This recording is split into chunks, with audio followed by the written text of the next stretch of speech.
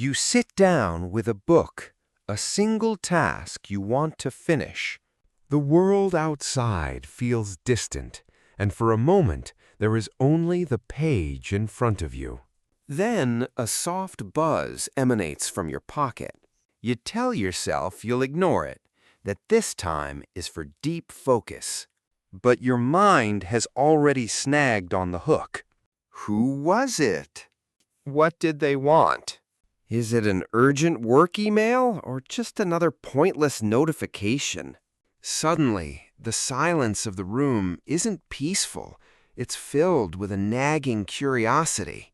The book in your lap feels heavier, its words harder to parse. This feeling, this constant low-grade tug-of-war for your mind, has become the background noise of modern life.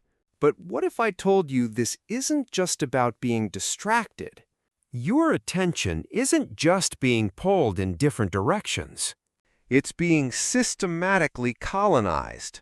It's an occupied territory, and the invaders are the apps, the algorithms, and the endless scroll. But what if the oldest and wisest philosophers of the ancient world left us a blueprint for a rebellion? What if they gave us the specific tools we need to win that territory back? If you feel like your focus is constantly under attack, you're not imagining it. It is. We are living in what you could call the age of noise. It's an environment engineered not for your well-being, but for your engagement. Every alert, every red dot, every controversial headline is a carefully crafted hook designed to capture a piece of your most valuable asset. Not your time, but your attention. And when your attention is fragmented, your peace of mind is the first casualty. The ancient Stoics, like Marcus Aurelius and Seneca, faced their own inhuman times with wars, plagues, and political treachery. Yet they cultivated a sense of profound inner tranquility. They understood that a chaotic world doesn't have to mean a chaotic mind. They knew the solution had to be internal because the external world is always going to be loud. And in this video, I'm going to share their timeless strategy, updated for our digital age. I'm going to give you a 4-part Stoic framework for building a mental fortress, an inner citadel to protect your mind from the noise. Because your attention isn't a resource to be managed, it's a territory to be defended. We'll build this fortress piece by piece, from the gatehouse to the keep. By the end of this video, you will have a practical blueprint to reclaim your focus and find stillness. So if that's the problem, where do we begin? We begin at the gate. The first and most important principle of Stoicism is what they call the dichotomy of control. It's the foundation of your fortress, the main gate through which everything must pass. The concept is profoundly simple, but life-changing when you truly internalize it. It states that in life, some things are within our control, and some things are not. Within our control are our judgments, our responses, our choices, our character. Outside of our control is basically everything else. What other people do, the weather, the economy, and yes, the never-ending stream of digital noise. The Stoics argued that all human misery stems from confusing these two categories. We become frustrated when we try to control what we can't. We become anxious when we fail to take responsibility for what we can. This single idea is the gatekeeper of your peace. Think about your phone buzzing with a breaking news alert about some political scandal. You cannot control the event itself. You cannot control the fact that the notification was sent to your phone. You cannot control how other people are reacting to it online. Trying to do so is like trying to hold back the ocean. It's a guaranteed path to exhaustion and despair. But what can you control? You have absolute sovereign power over whether you click on that alert. You control whether you allow that initial spark of outrage or anxiety to ignite into a consuming fire. You control the story you tell yourself about what this event means for your day, for your mood, for your life. The noise of the world will always be banging at your gate. The news will be alarming. The emails will be demanding, and social media will be infuriating. These are externals. The gatekeeper's job is not to silence the world, an impossible task. The gatekeeper's job is to decide what gets inside the walls of your mind. It's to look at an event, an impression, or a notification and ask a simple question. Is this within my sphere of choice? If the answer is no, you acknowledge it and you let it pass by without granting it entry. It can rage outside the walls, but inside there is calm. This doesn't mean becoming passive or apathetic. It means focusing your energy ferociously on what you can change, which begins with your own mind. The Stoics saw this not as a defensive crouch, but as the source of all true power and freedom. It's the understanding that while you can't command the weather, you are the absolute captain of your own ship. The world can send its storms, but you choose your response. You choose your direction. You choose whether to let the waves toss you around or to steer with a steady hand. This is the first layer of your defense. It's the conscious decision to guard the entryway to your mind. Think about the last time you felt angry or anxious from something you saw online. Did you choose that feeling, or was it a reflex?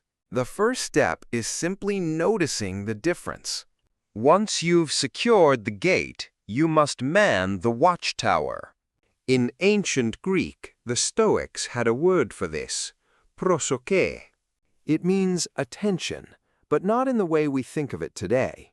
It doesn't mean paying attention like a currency you spend carelessly. It means a continuous, vigilant, and mindful state of awareness. It is the skill of keeping your mind right here, right now, on what you have chosen to focus on. If the dichotomy of control is about what you let in, Prosochē is about where you direct your gaze from within the walls. The modern world encourages the exact opposite of Prosochē. It celebrates multitasking, which is really just a form of rapidly switching between distractions. It rewards busyness and a packed schedule, even if that busyness produces nothing of value. The Stoics would say that this is not a sign of productivity, but of a mind that has lost its rudder. Busyness is not a badge of honor.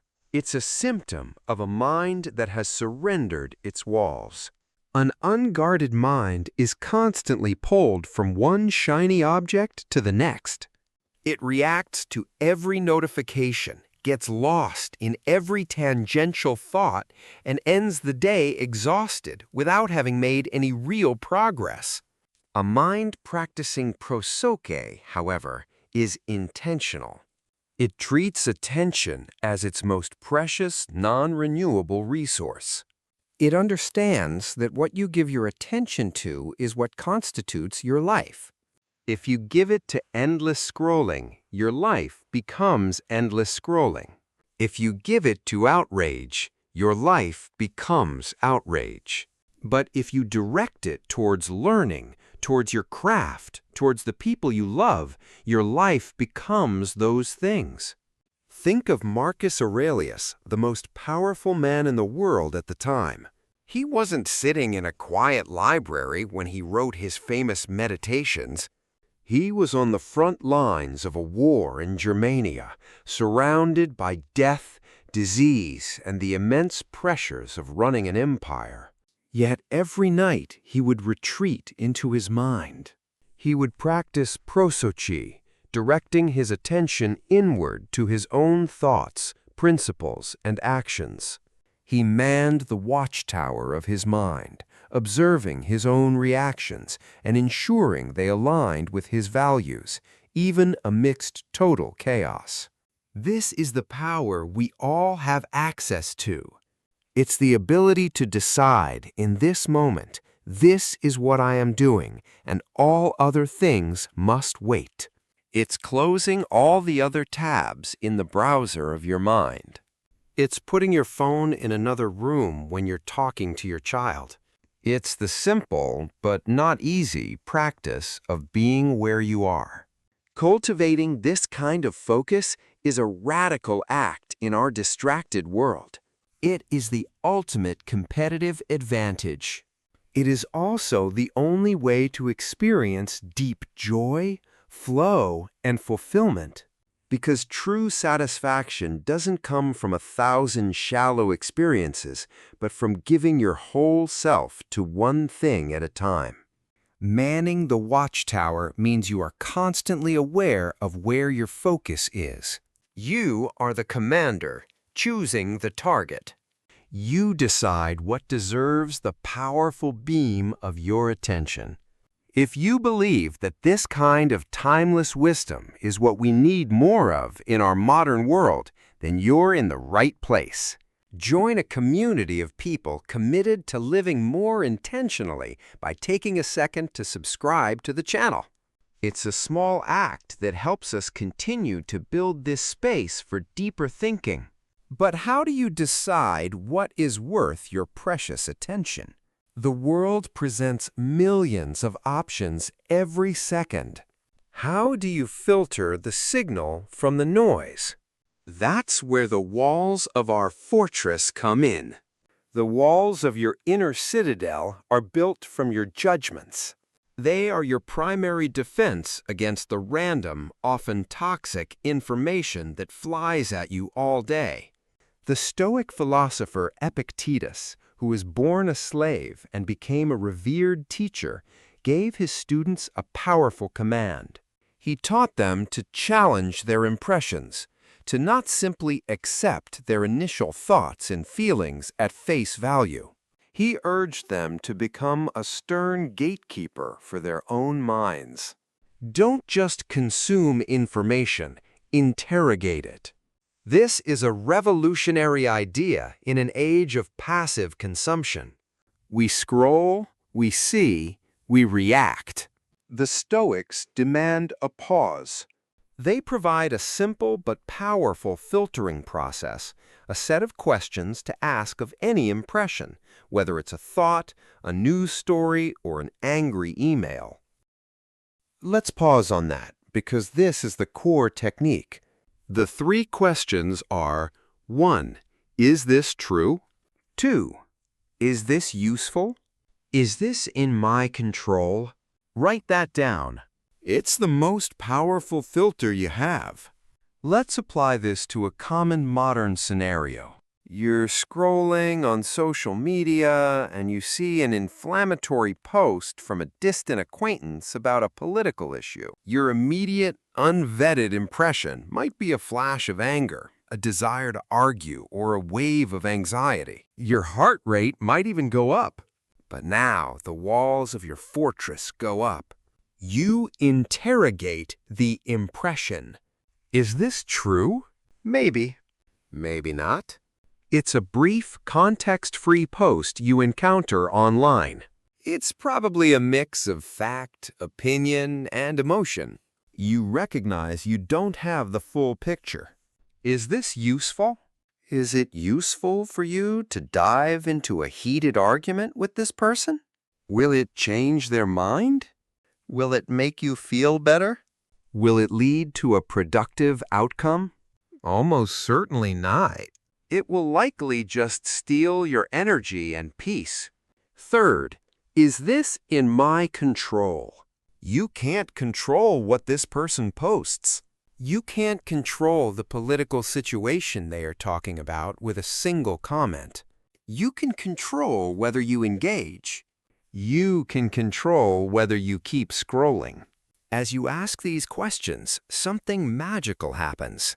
The emotional charge of the impression dissolves. The anger and anxiety lose their power because you've subjected them to reason. You haven't suppressed the feeling, you've examined it and found it wanting. You've decided it is not worthy of entering your citadel. This is what it means to build the walls of your mind.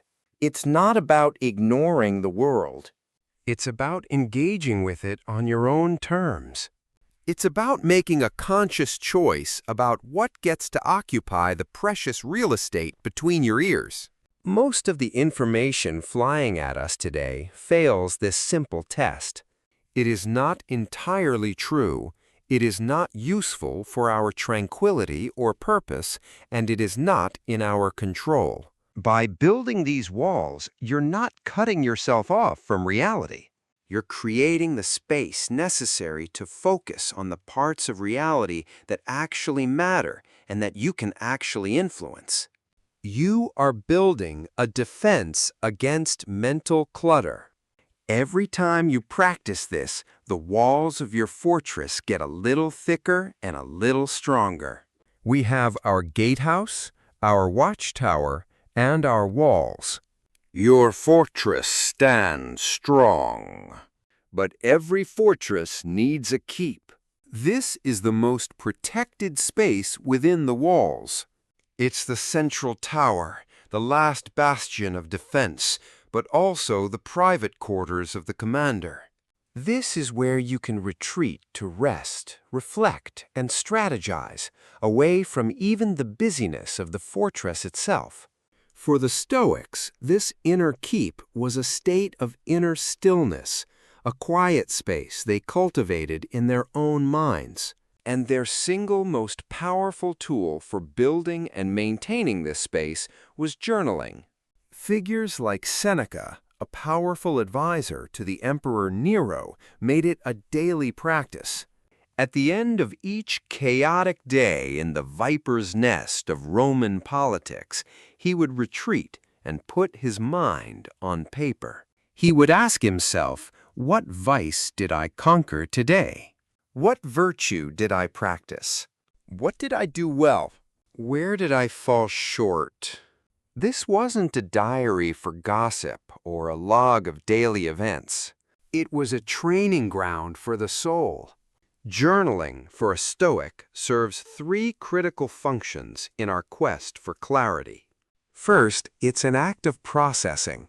It's a way to take the messy, chaotic jumble of thoughts and impressions from the day and lay them out for inspection. Writing things down forces clarity and helps you understand your own mind. Second, it's a rehearsal. The journal is where you can actively practice the principles we've discussed. You can review your day through the lens of the dichotomy of control. You can question where your attention went and whether it was a good investment. You can vet the impressions that caused you distress. It's like a cognitive workout, strengthening your philosophical muscles. And third, it is the creation of stillness. The very act of sitting down, away from screens, with just a pen and paper, is a rebellion against the age of noise. It's a declaration that you are carving out a space that is yours and yours alone. This is your keep. It's where you connect with your deeper self, your guiding principles, your purpose. It's where you transform the philosophical theory into a lived reality. The world can't touch you here. The notifications can't reach you. The outrage of the day has no power.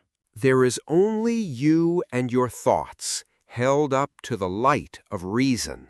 This practice, more than any other, ensures that your fortress doesn't just repel the bad, but also cultivates the good.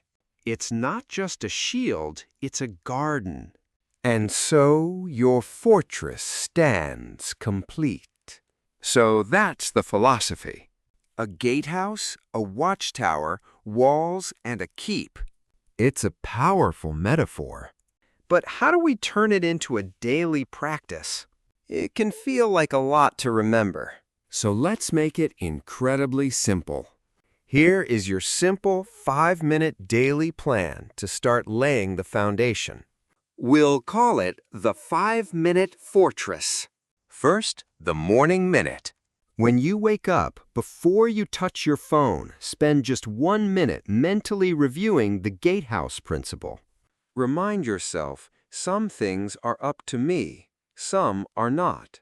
I will focus my energy only on what is up to me. That's it. 1 minute to set the gatekeeper for the day. Second, your 2-minute intention. During your commute or as you start your work, take 2 minutes to man the watchtower. Set a single, clear intention for where your focus will go. Ask yourself, what is the most important thing for my attention today? Define what a win for your focus looks like. Third, the evening review. At the end of the day, take the final 2 minutes to retreat to the keep. Grab a notebook and answer 2 questions. When was my focus strongest today? And 2, what impression or distraction pulled me away? And how will I handle it better tomorrow? This is your journaling practice in miniature. That's the whole routine. 5 minutes a day. 1 minute on the Dichotomy of Control. 2 minutes on setting your Prosochē. And 2 minutes of reflection to build your keep and strengthen your walls. It's not about perfection. It's about practice. I want you to try this for just 1 day. See how this small investment of time can fundamentally change the quality of your entire day. So that's the philosophy. A gatehouse to distinguish what you can and cannot control. A watchtower to direct your attention with purpose. Impenetrable walls to vet the information that seeks entry. And a quiet keep for reflection and renewal. This is the inner citadel, the great gift of the Stoics. The world will not get quieter. The demands on your attention will only increase. The algorithms will only get smarter at hijacking your focus. But it doesn't matter, because the battle for clarity is not won by silencing the world. It is won by fortifying the mind. Treat your mind like a fortress, not a public square. It is a private, sovereign space that you command. Remember how we started? With the feeling that your attention was being colonized? Through this practice, that territory is reclaimed. Your attention is no longer colonized. It is sovereign. It is yours to direct as you see fit towards a life of purpose, tranquility, and meaning. The world doesn't give you clarity.